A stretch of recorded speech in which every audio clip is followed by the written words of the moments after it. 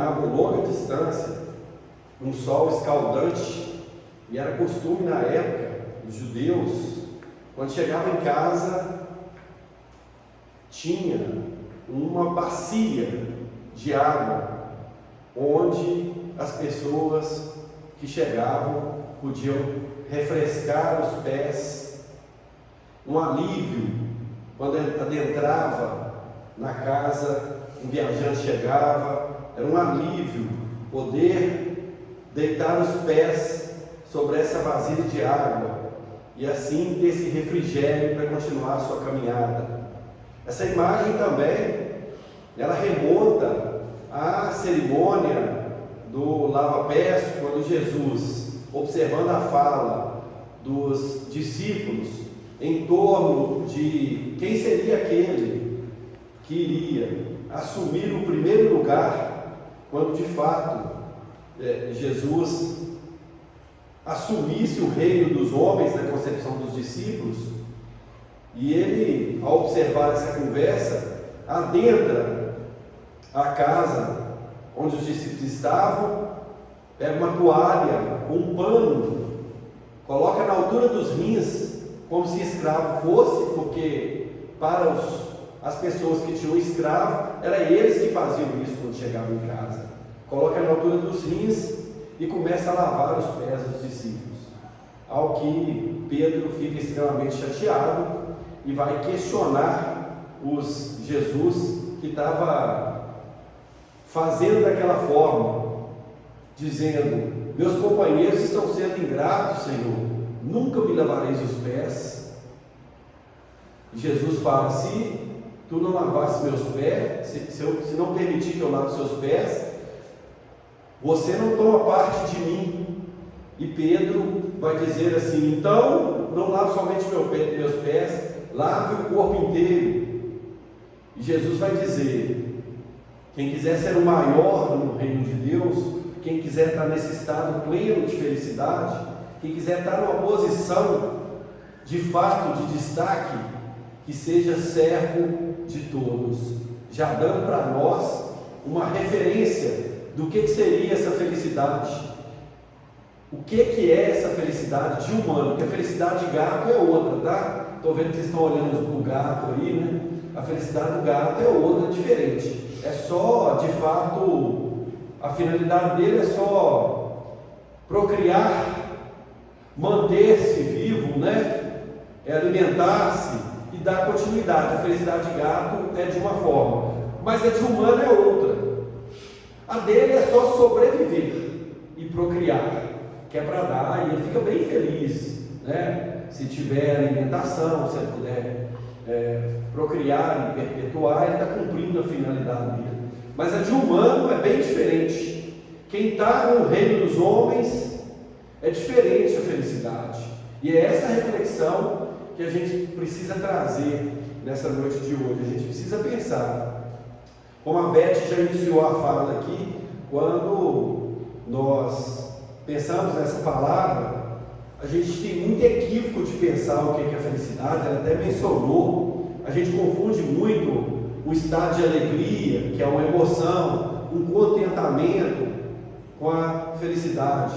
Há uma confusão muito grande. Então, a gente de fato não sabe o que é ser feliz. Nós vamos encontrar o organizador da doutrina espírita, o codificador Allan Kardec, falando que a nossa felicidade é relativa, é bem relativa, por causa do nosso estado evolutivo. Mas a gente precisa compreender essa fala de Kardec, que é ser tão feliz quanto a gente pode aqui no reino de humanos, né? É relativa dentro do nosso estado evolutivo, mas a gente atinge uma plenitude quando de fato a gente tem essa conexão com o que Jesus falou nesse lava-pés que nós mencionamos aqui. O que é a felicidade então, né, Beth? O que é essa felicidade que todo mundo fala sobre ela e que de fato nós parecemos buscar? Quem não busca essa felicidade aqui? E se a gente perguntar: você é feliz? Você está feliz? Você é feliz? Porque Para alguns pode ser, como ela falou, comprar um carro novo, ou ganhar um carro novo, ou casar, né? Será que isso de fato é felicidade? A gente coloca essa felicidade onde verdadeiramente ela se encontra, não é isso? E o Platão, nós colocamos ali, o Platão, discípulo de Sócrates, filósofo, 530 anos antes de Cristo, não escreve quase que nada, é o Platão que vai falar das memórias dele. E ele vai dizer que o esvaziamento das palavras gera o maior mal que se possa imaginar. Está na República de Platão. O que é esvaziar as palavras? Na verdade, as palavras foram criadas com um sentido, foram criadas para atender um sentido, mas quando ela não atende, quando eu falo que é a felicidade aqui, e cada um tem um posicionamento sobre felicidade, ora, o vocábulo felicidade não está atendendo o objetivo, não. Quem criou essa palavra, criou com um fim, com um objetivo, para que ela fosse entendida, mas ela foi tão esvaziada, e tem um monte de palavras que são esvaziadas. A gente perguntar aqui o que é amor, alguém é capaz de definir? O que é amor, gente? Aí nós vamos pensar no amor eros, né? Do homem e mulher, no amor romântico. O que de fato é amor? A palavra fica esvaziada. Então, quando você fala em felicidade, as pessoas às vezes podem pensar em alegria, tanto que ela é usada assim. Você fala assim: eu fiquei tão feliz, não é assim? Eu fiquei tão feliz essa hora. Não, você está falando de uma expressão de contentamento. Você não está falando de fato de felicidade. Você está falando que você ficou alegre, contente, porque isso é uma emoção. E como a Beth falou no início aqui, é extremamente passageira. Você ficou tão feliz em determinado momento, mas depois você ficou tão triste. Mas é muito possível você estar extremamente feliz, mas triste. Porque essa felicidade é um estado de alma. Então, o esvaziar as palavras é não saber o sentido dela. Então a gente tem a maior dificuldade hoje no diálogo, a maior dificuldade nas relações conjugais. Um fala uma coisa, o outro pensa outra, entende outra, e isso é um dano à educação do espírito. Isso é um dano, porque você traz a palavra, o vocábulo ali, e ela é compreendida de outra forma. Mas é claro, nós temos que buscar lá na etimologia da palavra, que é a raiz dela. Quando ela foi criada com objetivo, concorda, pessoal? É com objetivo. Só que a gente foi desvirtuando esse objetivo no tempo e no espaço. E aí agora ela parece não significar de fato aquilo que é o significado dela por criação, e aí nós vamos usar ela para qualquer coisa, e a gente vai confundir. Será que a gente busca essa felicidade mesmo? Ou a gente busca momentos de alegria e de contentamento? A médica, tanatologista brasileira, doutora Ana Cláudia, nos estudos de terapia de quem está à beira da morte, né? Eles chegaram à conclusão, e não só ela, a médica norte-americana e outros mais, chegaram à conclusão de que o paciente à beira da morte, quanto mais materialista ele é, mais ele entra em processo de inconsciência. Isso é estudo mostrando que ele vai entrar em coma, quanto mais materialista ele é, quanto mais ele reflete a respeito das questões espirituais, metafísicas, quanto mais ele fala de virtudes, quanto mais ele deposita seu coração ali, mais consciência no momento da morte. Há uma fuga para esses pacientes, porque materialista, ele só focou na matéria, e agora ele está sendo surpreendido, porque ele sabe que ele está indo, ele sabe que está transcendendo a matéria, e ele só focou nela. Então o que ele faz? Ele tem uma fuga de consciência. Ela vai dizer: quanto mais materialista, mais quando vai aproximando, ele entra em estado de coma ou de inconsciência. É uma fuga porque ele não consegue lidar com o que vem depois. Ele não dá conta, ele não trabalhou isso nele, esses valores, ele não pensou a respeito disso. Ele não pensou na continuidade da vida, não trabalhou valores, porque em verdade, quanto mais materialista, mais apegado, é uma grandeza diretamente proporcional, mais apegado, mais egoísta, menos você pensa em servir, já que Jesus vai ensinar e vai falar sobre a felicidade aqui. Nós vamos comentar o momento que ele fala especificamente e usa a palavra felicidade. Jesus usa a palavra felicidade. Nós vamos ver aqui. Especificamente ele vai falar de um monte de virtudes. Essa aquisição de virtudes são coisas que transcendem a matéria.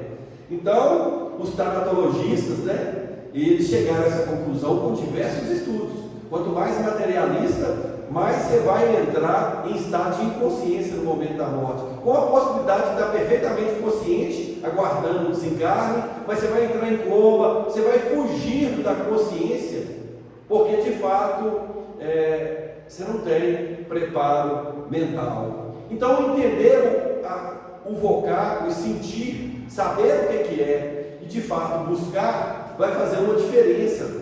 Porque a etimologia da palavra é quando ela foi criada. Então nós vamos ver lá, do latim, felicidade, felicitas, derivado de felix, de fecundo, de frutífero. É frutífero. Aí você pega lá no proto-indos-europeu, é de amamentar. Olha que interessante. Olha só. De fértil, de frutífero numa tradução, no outro de amamentar. Esse é a raiz, é de onde veio a palavra felicidade. Então imagina só, por isso que Jesus fala a respeito dessa felicidade. Nós vamos entrar aqui na bem-aventurança, é sempre doar, porque frutificar, porque fértil, fertilidade, solo fértil, amamentar, dar, doar a amamentação, o leite, está sempre ligado à questão da doação, de dar-se, é expansão de consciência e não retração enraizada no egoísmo. É expandir, é dar, é frutificar, é ser fértil. Olha que interessante, essa é a raiz. Então, quer dizer, quando hoje a gente pensa que é só reter, como a Beth falou aqui, reter, é feliz quem tem mais, quem acumula mais, quem ganhou tal coisa, quem fez aquilo que é feliz. No radical da palavra, na etimologia dela, é justamente o contrário. Ela foi criada para denominar aquele que doa, aquele que faz, é a doação. É justamente o contrário do que a gente pensa. E o próprio perdão, quando a gente vai estudar a etimologia, o perdonar, é elevar a uma potência, quando você usa esse prefixo permanecer, quando você usa, por exemplo, na tabela periódica lá, o manganato, quando você usa permanganato, elevou a tantas potências. Então, perdonar, que é a doação, que é doar, aí perdoar, a doação máxima, que está extremamente ligado à felicidade, porque diz Kardec lá no capítulo 15, fora da caridade não há salvação, fora desse movimento, e a caridade está lá na 886 de Livro dos Espíritos, como entendia Jesus, benevolência para com todos, indulgência para com a imperfeição do próximo, e perdão das ofensas, o perdonar é a doação máxima. Então, vai dando pista para nós, de fato, o que quer dizer ser feliz, que é muito contrário do que a gente pensa, que é reter, que é ter. Não, na própria raiz do radical da palavra, ela foi criada para mostrar que é feliz aquele que se doa e que se realiza enquanto ser humano aqui nesse processo de nós nos ajudarmos. É o que Kardec vai falar lá no livro 3º, no Livro dos Espíritos, chamar de lei de sociedade, que é um ajudando o outro. Quanto mais você faz, mais feliz você é. E quem descobre isso, esses espíritos que estão à frente, quanto mais eles se doam, mais eles querem doar. E ao final da existência, alguns deles, como o doutor Adolfo Bezerra de Menezes, Cavalcante, o Bezerra de Menezes, ele vai dizer que tem peso de consciência por não ter feito mais. Tem peso de consciência por não ter feito mais. Sabe por quê? Porque descobriu a essência da conexão da felicidade. Mas é claro, quem vai trazer felicidade para nós, de maneira assim bem expressiva, é o Cristo, é Jesus. E ele usa a palavra, porque lá no hebraico, no aramaico, né, que é o dialeto que falava Jesus, que é a língua que falava Jesus, que é o hebraico, o dialeto aramaico, ele vai para o Sermão da Montanha e vai dizer que, quando ele começa a falar lá no Sermão da Montanha, bem-aventurados, que nós todos conhecemos, ele vai falar, bem-aventurado é esse, bem-aventurado.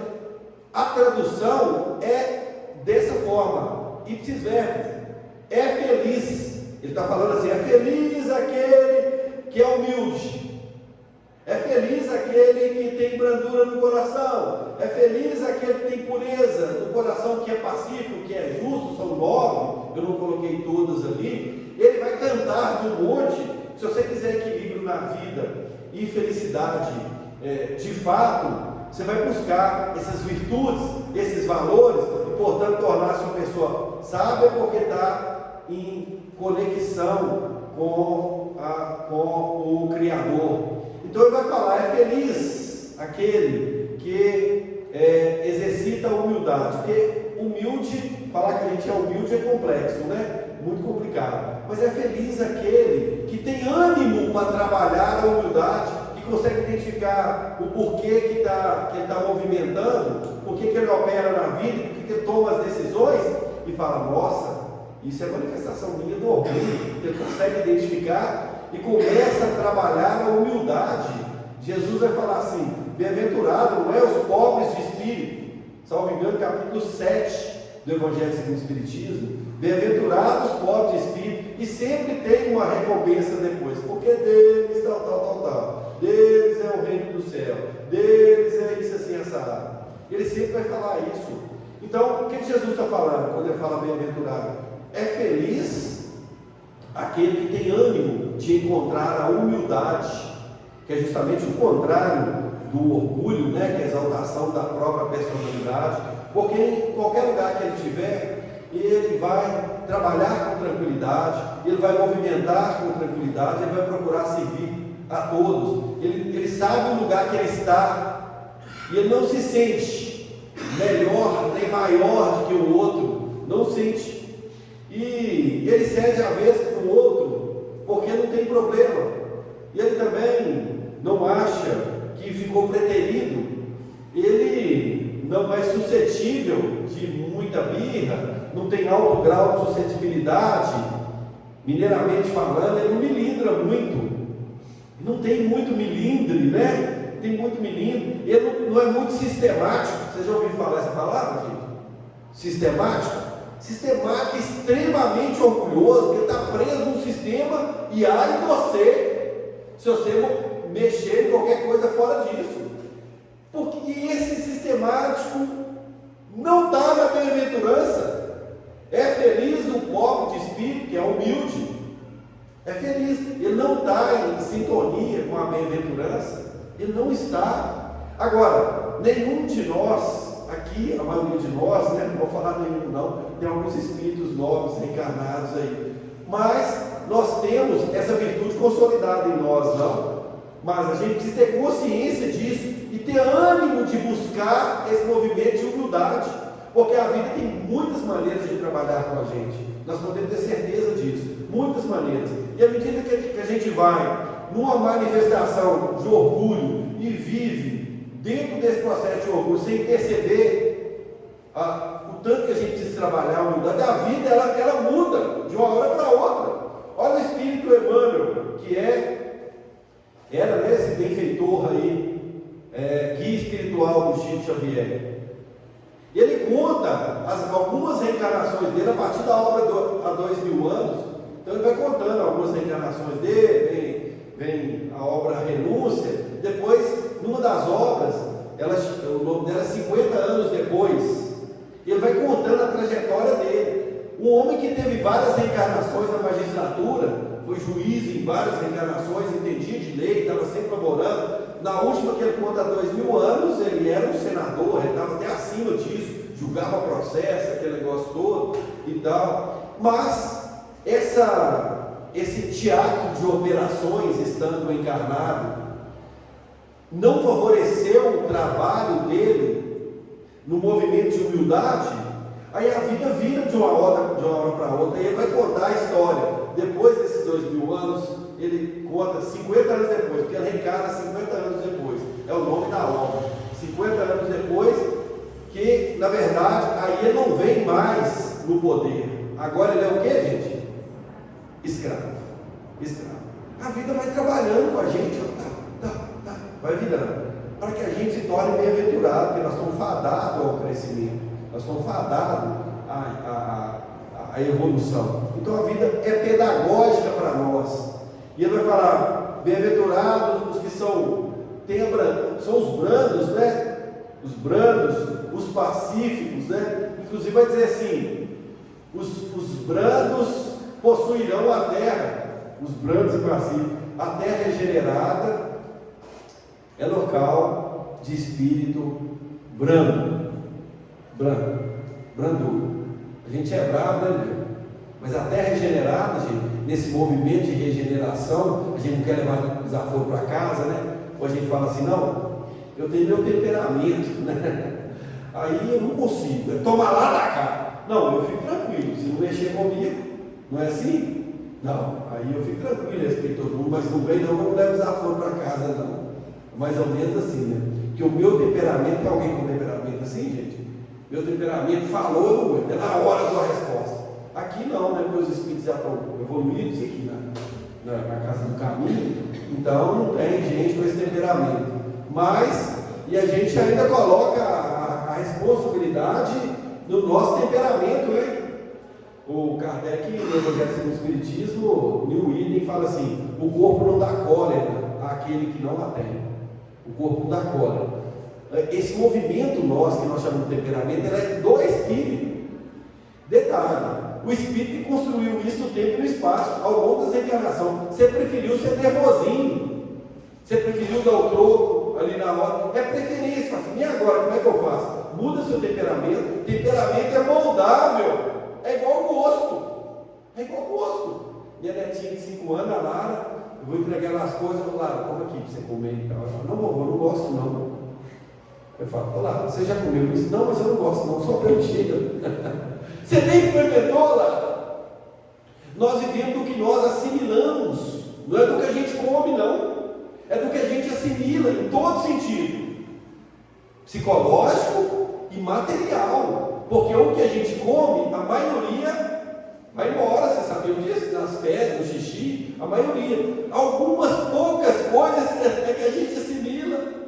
Nós assimilamos pouca coisa, a gente come mal. E também absorve, espiritualmente falando, mal. Isso precisa ser ajustado. Eu falo para ela: Lara, o gosto é moldável. Não é o que você gosta, não. É o que é necessário para a sua existência. E você não gosta, à medida que você começa a comer, você passa a gostar. É assim, você não molda seu gosto, não é, gente? Vou começar a tomar café sem açúcar. Porque para quem toma 10, 15 cafezinhos igual eu, se tu tiver açúcar, você toma, mas é ruim demais, é nervoso, é isso, é aquilo outro. Aí você toma 10 dias, 15 dias, 1 mês, 2 meses. Eu duvido se você não passa a gostar dele. É a mesma coisa, você molda o seu temperamento, senão a vida vai mudar, como aconteceu com o Emmanuel. Agora você é escravo, precisa moldar o seu temperamento. Não aguento ver isso, eu detesto isso. Por que você detesta? Não é forte demais essa palavra, não? O que está mexendo com você? Dói demais? Não tem doeu, leva que é seu? Doeu não é seu? Dói demais aqui em você? É seu. Molda seu temperamento para você ser bem-aventurado, para ser feliz. Bem-aventurado é o brando, diz ele. Olha, não tem nada a ver com omissão não, tá, gente? O brando pensa Mohamed Karamchand Gandhi. Pensa no Gandhi. Gandhi era teimoso, no bom sentido, tá? No bom sentido, que é uma alma que está muito acima da época dele, sem sombra de dúvida. Os ingleses batiam nele, davam pancada nele. Ele caía, limpava e continuava fazendo o que ele ia fazer e falava: vocês podem fazer o que vocês quiserem, não terão a minha obediência. Mas ele não revidava, não. Ele caía no chão. Tem várias filmagens assim. Gandhi desencarnou já idoso, assassinado, comendo fruta e semente, porque ele bebia leite. Aí viu a forma que eles ordenhavam lá, achou desumano demais, então não toma leite mais não. E ele não era omisso. Não tinha omissão não. Ser brando, ser pacífico, ia falar isso sim, isso não. Se vocês fizerem isso, eu farei greve de fome, porque tinha autoridade moral. Se eu fizesse greve de fome, era um problema para os ingleses. E fazia greve de fome, e fazia até eles voltarem atrás da posição. Isso é autoridade moral. Eu peguei Gandhi, mas Gandhi, na verdade, ele não é pacífico, ele é pacificador. Gandhi é diferente. Gandhi está pacificando a humanidade. Não, Jesus está falando que é feliz aquele que conserva a sua paz. Pacificar não é conservar a paz, gente. Conservar a sua paz. Você vê que você vai sair do céu assim, senta em prece, reajusta seu ânimo e volta de novo, conservando a sua paz. Vem um outro cheio de estresse, você não recebe o estresse dele. O estresse é dele, cada um tem que trabalhar com seu estresse. Ele pode assimilar o estresse dos outros, não. Isso é falta de inteligência emocional. Pessoa chega e põe pilha, não sei se você recebe a pilha, sai distribuindo pilha. Não. Você não pode receber estresse nem dos seus filhos.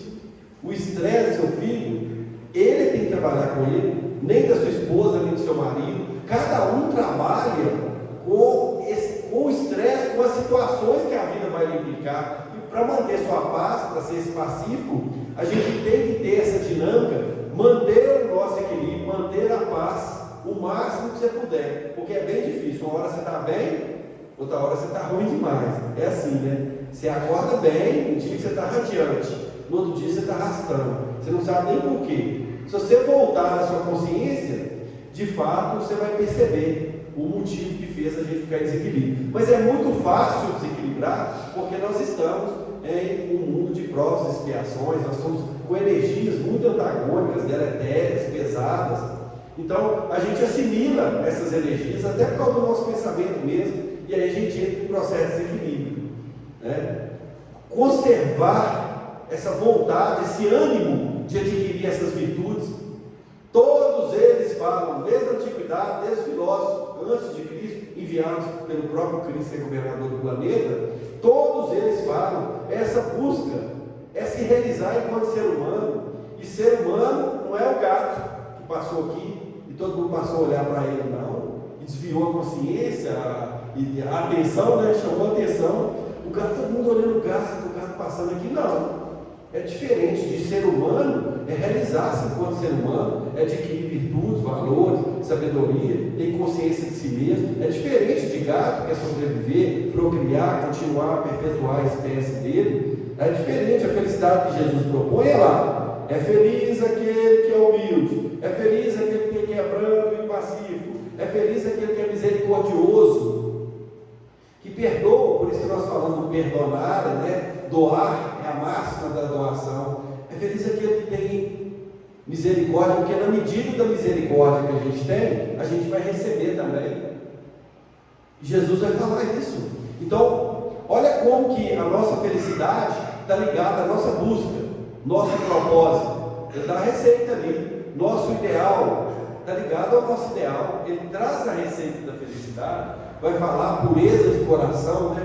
Que tem quem tem puro o coração, ou seja, ânimo de adquirir a pureza de coração, que também vai ensinar que é para aqueles que se assemelham a criança, porque criança, você brinca com ela aqui e fala que foi no outro dia, está tudo normal, não está correndo você, não está nada, ela está pronta para recepcionar os ensinamentos, coisa que na idade adulta a gente se fecha. A criança está perguntando por que isso, por que aquilo, por que aquilo outro, fica o tempo inteiro perguntando, questionando, assimilando, coisa que nós paramos de fazer. Isso demonstra a pureza e a abertura para assimilar os conteúdos que a gente precisa assimilar aqui, porque somos seres humanos, somos filhos de Deus, bem-aventurados que são justos, né? Vai falar Jesus. Então, é um movimento de bem-aventurança. É feliz aquele que busca essas virtudes. Se a gente não conectar com essas virtudes, nós não estamos nesse momento de felicidade. E o que Kardec fala? A felicidade na Terra. Ele vai perguntar para os espíritos: você tem uma fórmula, mais ou menos comum a todo mundo?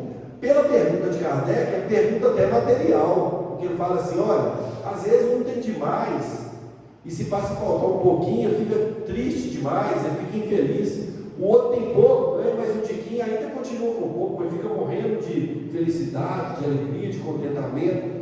Pergunta para os espíritos: vocês têm uma fórmula mais ou menos comum a todos da felicidade? Alguns espíritos respondem, a resposta está aí. Para a vida material, do ponto de vista material, é apóstolo necessário. Para a vida espiritual, a consciência tranquila e a fé no futuro. Para a vida material, é apóstolo necessário. Tudo que você tem, que não é necessário, que vai, eles perguntam, salvo engano, o livro Consolador para Emmanuel, assim: Emmanuel, tem lá na questão 922 do Livro dos Espíritos, falando a respeito da felicidade, e os Espíritos falam que, do ponto de vista material, você ser feliz é apóstolo necessário. E eles perguntam para o Emmanuel: o que é necessário? Pergunta boa, né? Que o que é necessário para um, é para outro e tal. E Emmanuel responde também assim, cirúrgico. Ele fala assim: necessário é aquilo que você dá utilidade. Se você tiver com uma posse material, qualquer que seja, e está sendo útil para você e para os outros, porque precisa ser assim, está sendo útil, então isso aí é necessário, é apóstolo necessário. E do ponto de vista espiritual, a consciência é tranquila, mas é a consciência de ser humano, gente. É essa consciência de ser filho de Deus, de fazer mais do que se propõe, de entender o porquê que você está aqui, de se questionar: eu tenho uma missão, eu tenho um recado para dar, eu preciso fazer. O Beethoven estava surdo, né? E era aquela alma extraordinária, e ele estava na casa do irmão dele já há muito tempo, e aí ele com essa surdez, e ele disse assim: eu só não suicido porque eu tenho alguma coisa para fazer aqui, eu tenho uma obra para fazer. Já tinha composto 6 sinfonias, hein? Eu tenho uma obra para fazer e eu ainda não terminei. Ele fala assim, na expressão dele, ele falou assim, que porque cada um de nós tem algo para fazer aqui, a gente precisa pensar qual que é essa missão, o que eu vim fazer aqui, sabe? E você caminha nessa direção de dar o seu fruto, dar o fruto de misericórdia, na aquisição desses virtudes, desses valores, e adquirir sabedoria mesmo, ter ânimo de buscar isso aí sem parar, porque é bem-aventurado quem faz isso, está em equilíbrio. Por isso Kardec fala, do ponto de vista espiritual, a consciência tranquila. Você deita com a consciência tranquila? Você dorme com a consciência tranquila? Você realizou durante um dia tudo que não vai afetar a sua consciência? Ou alguma coisa que você fez, algum ato que você fez, pode afetar a sua consciência? É muito raro eu, por exemplo, vou falar de mim, que vocês estão no outro patamar evolutivo. É muito raro eu chegar à noite, parar um pouquinho para fazer um exame de consciência, e minha consciência não ir direto no ponto em que eu violei a lei divina, que eu falei mal de alguém, que eu pensei mal de alguém. Eu não lembro do dia que eu fizesse um exame rápido de segundos de consciência, que eu tivesse passado o dia sem ter nenhum pensamento negativo, sem ter falado mal de ninguém, sem ter... Eu não lembro. A gente espera muito que chegue esse dia, porque nós estamos com ânimo de adquirir essas virtudes. Eu levanto cedinho e falo assim: não, hoje eu não vou pisar na bola. Já faz a pressa, já vou firmar, vou ficar atento. Passa um tiquitinho, tem um que fala uma maledicência com você, entra. Ou abre o WhatsApp, né, Paulo? Abre o WhatsApp, aí você vê lá uma notícia política, um negócio, sua vibração já cai lá embaixo. E aí, é isso. É muito raro a gente não entrar nesse movimento de baixa vibração e passar um dia em conexão. Foi isso que Jesus falou quando foi orar no horto, com os 3 discípulos. Ele falou: vocês não podem vigiar comigo 1 hora, né? 1 minuto, ou 1 dia, 1 tempo. A gente não consegue constância no vigiar, por isso que nós ficamos na oscilação, bastante, oscilamos muito. Então ter consciência tranquila, né? Falar, paguei minhas contas tudo hoje, recebi pagamento, estou devendo ninguém, posso dormir, estou com consciência tranquila. Não! Isso não é consciência tranquila, gente. Isso é coisa superficial, isso é obrigação, isso é mil passos. Muito mais do que isso. Você está na direção do seu ideal nesse dia, da sua identidade, do seu propósito. Isso tem que estar firme em você. Você está na direção dele. Se você fez alguma coisa que estava na direção dele, peso de consciência. Você não tem consciência tranquila. Por isso que você não está nesse movimento de felicidade, como propõe Kardec. E fé no futuro, né? É claro. Ora, não tem como, não cessa a continuidade. Por isso que a proposta para nós, espiritistas, reencarnacionistas, é fazermos planos que transcendem a matéria. Se você está fazendo um plano aqui para a sua vida e que ele vai só até o túmulo, você está equivocado depois. Você vai começar tudo de novo. Não, faça plano para transcender a matéria, vai adiante dela. Porque se você desencarnar, não tem problema. Você continua seu objetivo. Você vai continuar seu plano. Seu objetivo, ele transcende a matéria. Por isso Jesus fala das bem-aventuranças. Por isso Kardec está falando disso aqui. Todos os ensinamentos estão em sintonia. Ele tem que perpassar. Se for para uma reencarnação só, não dá. É pouco. É muito pouco. E como que a gente vai fazer isso? Capítulo 2 do livro Pensamento e Vida. Tem que ter vontade, gente, de buscar. Tem jeito não deixa a pedra rolar não. Você vai, né? Você tem que ter vontade. O movimento de vontade, ele é contínuo. Você tem que ter definição do plano mental, definir mentalmente qual que é o seu propósito, seu ideal, qual que é a sua identidade, porque senão você vai fugir dela. Ou então vai acontecer alguma coisa e fala, a vida para mim acabou. Fugiu da sua identidade. Não, agora não, ele me largou, ou aconteceu isso, ou pediu um emprego, ou morreu fulano, desencarnou fulano. Aí você perde, não. Você tem que ter definição, porque aconteça o que acontecer, você segue. Você vai seguir. É isso. A proposta de vontade, a gente fala, eu tinha muita vontade de fazer isso. Não, você não tinha vontade. Surgiu em você um desejo de estar no campo da horizontalidade, que ele é importante também, mas vontade não. Vontade, você não empregou vontade, está lá, era o gerente do departamento, ele é o start para você fazer qualquer coisa, você adquirir qualquer virtude, é apertar o botão. Esse botão, segundo o Espírito Emmanuel, chama vontade. Define no plano mental o que você quer, e perseverança e constância no plano material. Tem que perseverar, continuar, sem pressa e sem pausa, os 2 P. 3, perseverança, sem pressa e sem pausa. Nunca você vai parar. Você desencarna e continua perseverando. Perseverança sem pressa, porque a natureza não dá salto.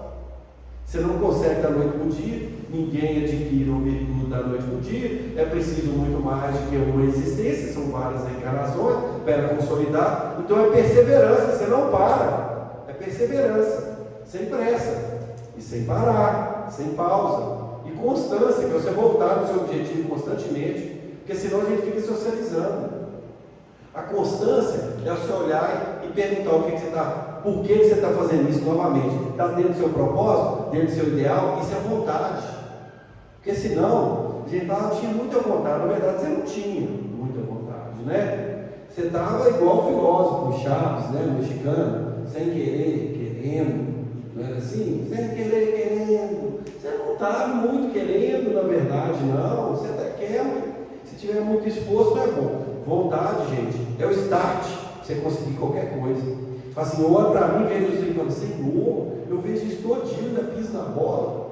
Senhor, cara, pelo amor de Deus, você precisa melhorar. Eu falo comigo mesmo, mas eu não vou desistir de mim, entendeu, gente? Isso é vontade que está no capítulo 2, que a gente precisa exercer essa vontade. Olha o que o Pestalozzi fala. Pestalozzi é o professor de Kardec. No Instituto Yverdon, na Suíça, Kardec estudou lá. Hoje tem várias escolas que seguem esse sistema de ensino pestaloziano. A felicidade humana é algo que você encontra quando não a busca. Então ninguém precisa sair daqui buscando felicidade. Você só vai encontrar se você não buscar. Se você buscar o dever humano. Inclusive, tem no Evangelho segundo o Espiritismo uma página que chama o dever, que a gente não entende ela direitinho. Olha o que Pestalozzi fala: não precisa buscar a felicidade, não. Você vai encontrar se você não buscar. Sabe o que você faz? Busca o dever humano. Mas o dever é o quê? Pagar minhas contas, tal, arrumar minha casa, fazer comida? Não, não é isso não. O dever de ser humano, o mesmo que Jesus falou, adquirir virtudes, valores, portanto sabedoria, é buscar humildade, buscar fraternidade, buscar compreensão, buscar a interação da sua cota, terminar a obra como Beethoven, a 7ª Sinfonia, terminar é isso. Pestalozzi está falando do dever, dever humano, não é dever do gato que estava aqui, esse é diferente. O dever do gato é outro. O dever do mineral é outro. Você pega a água aí, é um dever, e ela cumpre bem. O dever da pedra é outro. O dever da planta é outro, e ela cumpre bem. Todos eles doam. A planta faz o quê, gente? Fotossíntese. A planta capta na terra, joga oxigênio para nós, é só doa. Viu que felicidade é doação? A planta é feliz, a pedra é feliz. O animal mantém a espécie, manutenção e procriação. Inclusive se doa para nós, porque a gente alimenta dele. Imagina só, mas o homem não. É o dever humano que o Chico vai falar. Nós precisávamos ser mais humanos. Só ser humanos? Ah, mas Chico, pelo amor de Deus, nós somos humanos, não? Não, nós temos a forma humana, Domingo. Ser humano é ter atitude de humano. Só isso, não é ser anjo, não. Nós estamos com a forma humana. Olha só, mas em nossa atitude é humana, por isso que eles falam, buscar o dever humano, que aliás, comunga com a fala de Jesus, né? Você busca primeiro o reino de Deus, que está no dever. Olha o que você dizer, buscar primeiro o reino de Deus, sua justiça, e todas as coisas serão acrescentadas. Não é assim? Olha que interessante, a mesma fala que buscar o reino de Deus é buscar o dever humano, e a justiça, e tudo mais que você quiser. O que a gente faz? Inverte. Aí nós temos problema. Quando a gente inverte, a gente tem problema. Estou correndo agora, o tempo já acabou. Quais os principais obstáculos? Todo mundo sabe qual é o principal obstáculo. Nós falamos aqui da médica, a tanatologista, né? A fuga da consciência porque viveu o materialismo. Aí o Leon Tolstói, tem até várias obras dele ali, extraordinárias, fala assim: a quem passe por uma floresta ou um bosque, e só veja lenha para sua fogueira. Tem um mundo de biodiversidade na floresta, mas você só vê lenha para fazer a sua fogueira. Narciso acha feio, que não é espelho, né? É só lenha para sua fogueira, você não está vendo mais nada. Você está enclausurado no egoísmo, de fato, executar as suas próprias perspectivas para satisfazer as suas próprias vontades. Esse é um obstáculo, porque na raiz de todos os males está o danado do egoísmo. É eu primeiro, depois o outro, e se sobrar para o outro. E é claro que comunga com Kardec, na questão 913, dos males, quais o mais radical? Radical, gente, está na raiz, vai falar, o egoísmo. Se você não mirar a flecha para você mesmo, para combater o egoísmo, não tem felicidade com o egoísmo, não. Não tem. Por quê? Felicidade, vocês viram a etimologia lá, não é doar, não é amamentar, no proto-indo-europeu, no latim, não é fertilizar, fértil, frutífero, não é isso? Então, é tudo doação. Se você está no movimento de retenção, é de expansão. Você está de retenção, você está contra as leis naturais. Não é Deus que castiga, não. Aí você não tem equilíbrio na vida. Se é uma pessoa toda desequilibrada, todo jeito que mexe para ela está ruim. Todo jeito está ruim. Ela arruma um namorado, dá problema, coisa, vai trabalhar, dá problema no trabalho. Aí vai andando, você que tem cara, todo jeito está ruim, o dia está ruim, domingo está ruim, o sábado está ruim, está tudo ruim para ele, tem processo completamente desequilibrado, por quê? Vai olhar o movimento dentro dele, o que ele faz para a vida, qual que é o movimento de expansão dele, em que ele contribui com a vida. Não tem. Nossa, isso aqui é lindo demais. É o Gibran, Khalil Gibran, um filósofo, poeta, escreveu louco também, extraordinário. Tem uma obra que chama O Profeta, que assim, a gente merece estudar. É linda, maravilhosa, é de alto nível. E aí, olha o que ele coloca, porque é bem interessante, né? Esse capítulo aqui é comer e beber. A gente fica pensando, a gente come os animais, come coisa e tal. Aí ele vai falar até como que a gente vai comer e beber, né? Aí ele fala assim: quando matardes um animal, dizei-no no vosso coração, pelo mesmo poder que te imola, eu também sou imolado, eu também servirei de alimento para outros, pois a lei que te entregou às minhas mãos, me entregará a mãos mais poderosas. Teu sangue e meu sangue nada são, senão a seiva que nutre a árvore do céu. E quando morderdes uma maçã, dizei no vosso coração: tuas sementes viverão no meu corpo, e os brotos dos teus amanhãs florescerão no meu coração, e teu perfume será meu hálito, e juntos regozijarmos-nos em todas as estações. Sabe o que é isso? A interação perfeita com o todo, não é? Pensa o que é isso. O sujeito vai alimentar, aí ele pensa, ele vai comer um pedaço de carne, ele pensa, não, agora eu estou te comendo, mas daqui a pouco também eu serei comido, mais ou menos isso. Não no sentido, né, literal, mas no sentido que eu também retorno, meu corpo retornará para a natureza, e eu vou abençoar alguém, porque é essa a proposta, e os vegetais também. Olha que pensamento, que oração, que prece, que coisa linda, porque é isso, é esse movimento que a gente precisa pensar e ter. Isso é felicidade, isso é importar com tudo, isso é importar com tudo. Todo mundo está contribuindo. Eu contei para os meninos aqui, eu não sei se foi ontem, que a Lara, lá em casa, e eu moro na roça, né? Então na roça tem bicho. Vocês têm dúvida disso? Tem aranha, tem escorpião, tem cobra, tem rato. Então, se você não gostar disso, não vai para a roça não, né? Na roça tem. Aí veio uma lagartinha lá, andando e tal. Vovô, a lagarta, vou matar, aquelas cabeludinhas, sabe? Aquelas pequenas, bonitinhas, vou matar, vovô. Não tem nada, por que você vai matar a lagarta? Por que você vai fazer isso? Não, vovô, não, pega a lagarta, coloca lá na grama e tal. Você é melhor que a lagarta? Eu acho que você não é melhor que a lagarta, não. A mãe dela olhou para mim assim, né? Não falou nada, não, mas olhou, deve ter nada assim. Não é possível comparar minha filha com a lagarta. O fato é, gente, que é isso aqui que o Gibran está falando, é isso, a lagarta. Por isso que o Emmanuel, entendam, por isso que o Chico, quando fala, não, Emmanuel, eu sou um verme, que o Emmanuel fala com ele, Chico, será que você é um verme? Mesmo o verme está fazendo a missão dele, será que você está cumprindo a sua? Exatamente isso, ele ensina para nós, a lagarta está cumprindo a missão dela perfeitamente de lagarta. Aí vem a pergunta: você está cumprindo a sua de ser humano? Então quem é melhor? Quem é melhor? Quem está fazendo o que tem que ser feito? Você está fazendo a sua?